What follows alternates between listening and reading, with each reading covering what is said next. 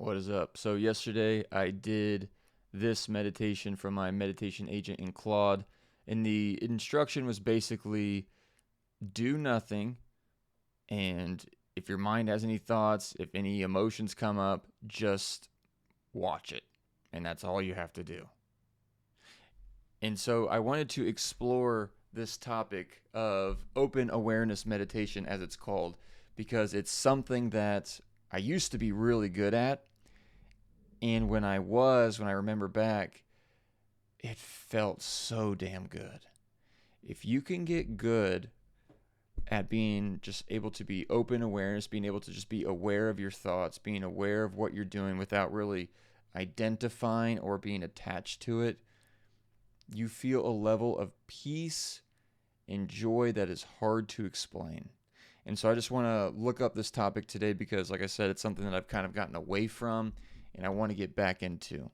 I think for me, I try to do all these different practices, gratitude practice and journaling and breath work and yoga, and all that's great and it's fantastic.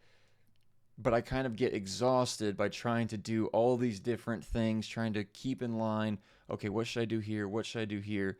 And it reminded me, when you're just aware of everything and you're not constantly reacting to every thought you have, there is just a release of stress that is just hard to describe. So, for those that don't know necessarily what we're talking about, we're going to be looking this up.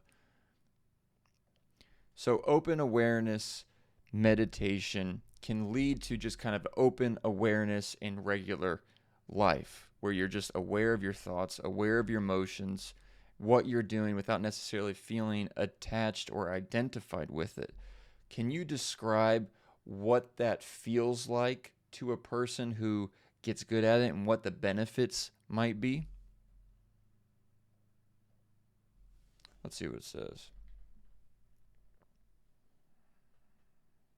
Experienced practitioners describe this state as non-reactive spaciousness, where the thoughts and emotions appear like clouds passing through a clear sky rather than defining the weather. So rather than being the clouds, you're able to just see them.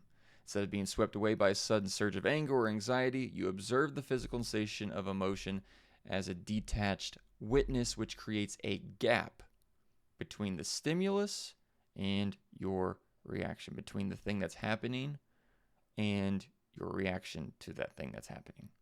A fascinating neurological shift occurs in this state where the brain's default mode network, the area responsible for mind wandering and self-referential thoughts, deactivates, allowing for a rare sense of psychological freedom from the ego. Now, I know that's a mouthful. That sounds very woo-woo and psychological, but what it's basically saying is that all day long we are involved with our thoughts.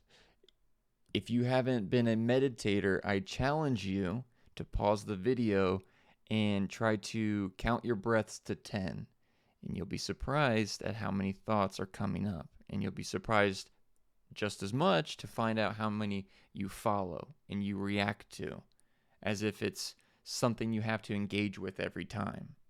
And building a kind of spaciousness, building this skill allows you to get a little bit of separation and a bit of peace from your thoughts, and you don't necessarily see them as things that must be attended to, and then they just feel so important all the time.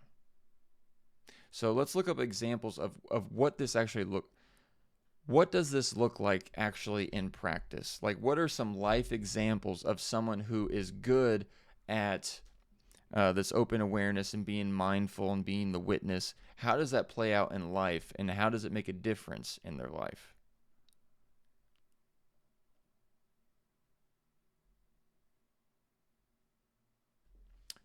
This looks like sitting in a deadlocked traffic jam and noticing that the physical tightness in your chest and the thought, I'm going to be late, without actually becoming angry or gripping the steering wheel tighter.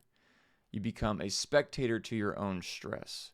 Now, that's an important thing.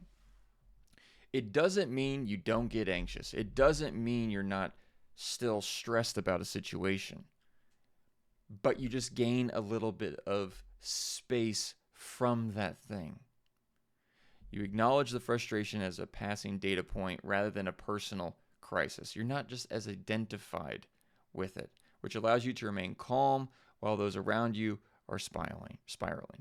Research suggests that people who master this witness perspective actually experience a psychological change where the amygdala, the brain's fear center, physically shrinks, making them biologically less prone to stress over time.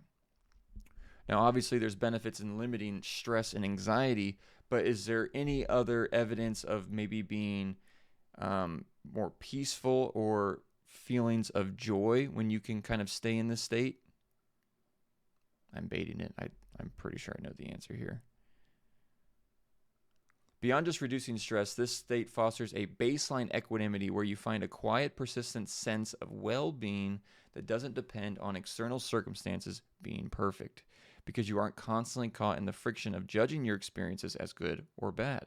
You become more available to experience unconditioned joy, which is a subtle, radiant contentment that arises from simply from being present. Studies of long-term meditators show that they often experience significantly higher levels of gamma brain wave activity, which is associated with heightened perception, peak mental performance, and a permanent shift toward positive emotional states. So that kind of answers the question, doesn't it? When you can stay as this open awareness, you literally can shrink your amygdala so you feel less stress over time, so you reduce your suffering and possibly shift permanently to more positive states of mood. Now, I don't know about you, but that is something that I deeply would like to have. So with that, how can we do that? How can we practice this? How can we stay as the awareness or witness to life as best we can? My first thought would be to do the open awareness meditation and to just kind of practice or make a habit of doing this. For my own experience, I've actually had a good bit of experience with doing open awareness meditation, but I feel like if I just do like 10 minutes in the morning or something like that, it doesn't stay with me throughout the day. So at least in my experience, it's almost like I have to obsess and be just diligent about being the watcher of experience and make that almost like my primary mission, because the mind loves to wander, and it's so easy to become attached to your thoughts and to experience. So what would you say to someone who wants to get good at this? Yeah, let's just leave it at that. To bridge the gap between your morning sit and the rest of your day, you can use micro hits of awareness, which involves setting environmental triggers like a phone notification walking through a doorway, to pause for 10 seconds and simply note your current internal state. This treats mindfulness like a physical muscle that requires high-frequency reps throughout the day to prevent the mind from defaulting back into its habitual wandering narrative. Because that's just it. It's a habit. We're thinking all day long, and it's so normal.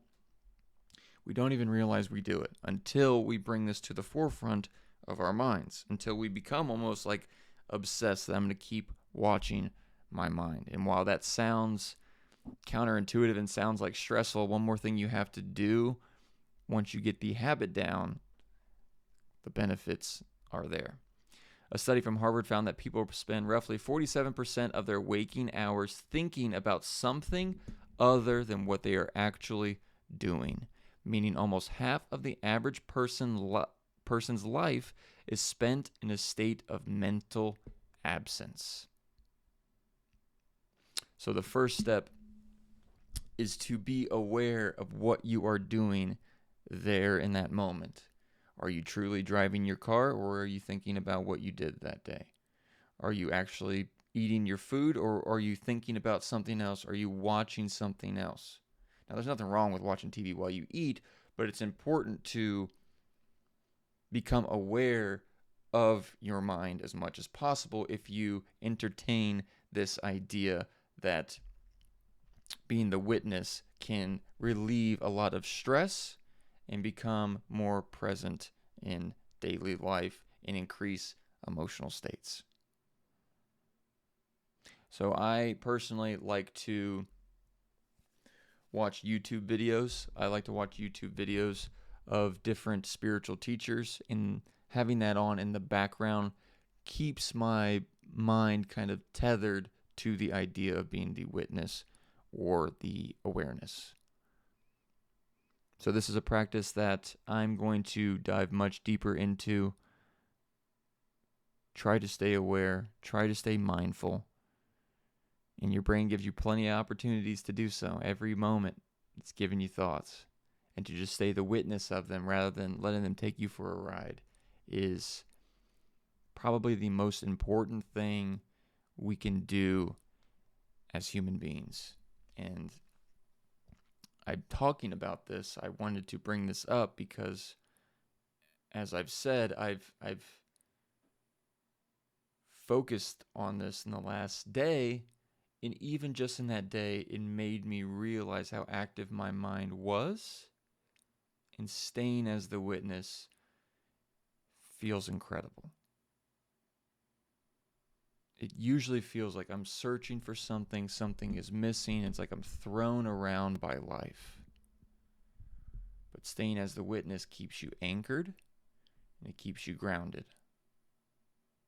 And there's actually a term called the ground of being. I forget who coined it. I can look that up now. But this idea I'm telling you is by no means something that I've come up with. This is actually at the center of many spiritual teachings. And now, obviously, it's getting into the neuroscience. A lot of spirituality and science are finally connecting the dots to each other.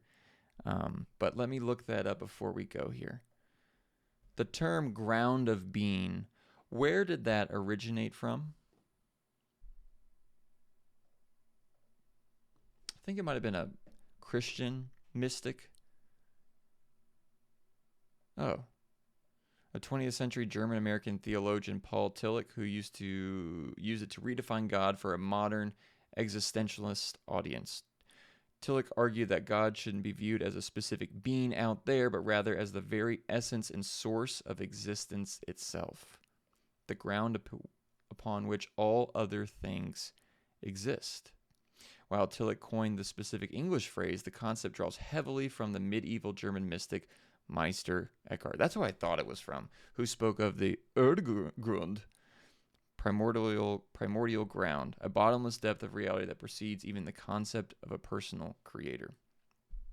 Now, we definitely got a little hippy-dippy woo-woo, but the idea is that the ground upon which all other things exist,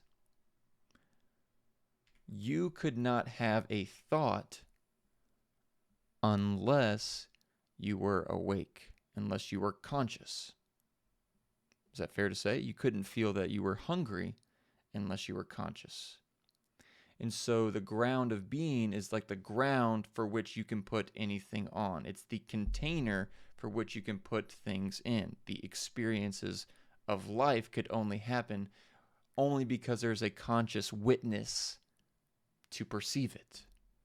And so that is this entire idea, is to stay as the witness rather than to be identified with the comings and goings of the physical experience that is always in flux and always changing.